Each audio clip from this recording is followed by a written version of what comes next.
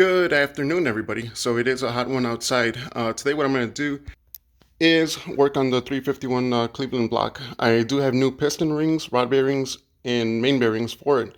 So I'm going to pull the pistons out now that I know that it's able to rotate on its own, and then clean it up, get a new cam for it, and lifters, and then we'll go from there, see what the day looks like.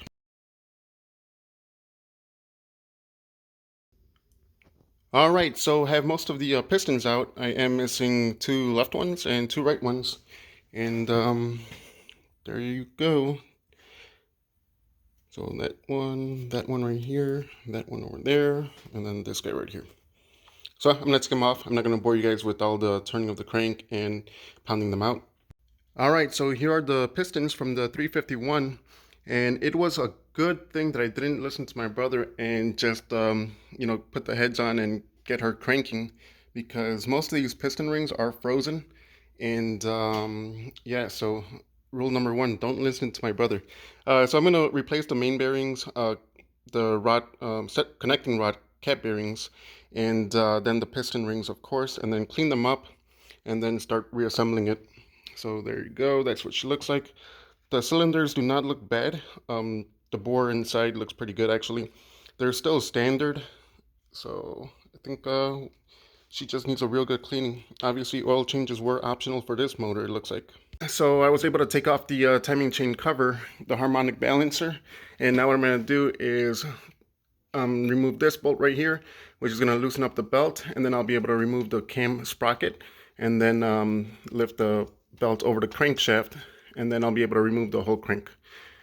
All right, so I was able to lift up the crankshaft, and here are the old bearings that are the main bearings, and then the cam. And I'm not sure, but to my understanding, this is still the original timing chain.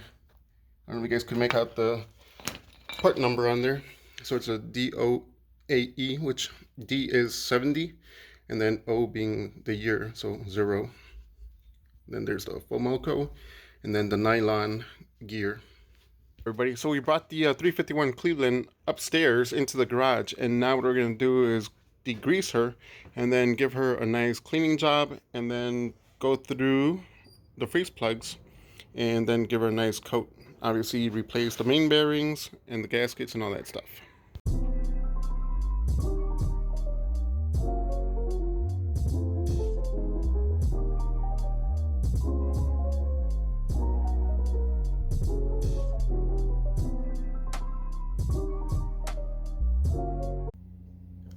Alright guys, so just to be transparent, in the video I did have a picture of the 351 Cleveland inside of the 69 Fastback, and that is the original block to the 73 Mustang.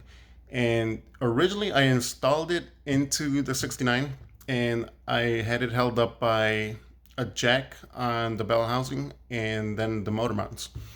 Unfortunately, I forgot that the jack was actually holding up the engine, and I decided to pull the jack to jack up, I believe it was the 59 that we were working on.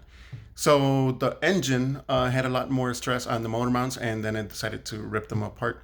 And that's where the picture came from, where the motor is upright in the 69 Mustang. So just wanted to let you guys know, because I know I'm going to get a lot of feedback on that. So yeah, so that one's going to get fished out. It should be interesting. And then we're going to install the 70 351 Cleveland into the 69 Mustang.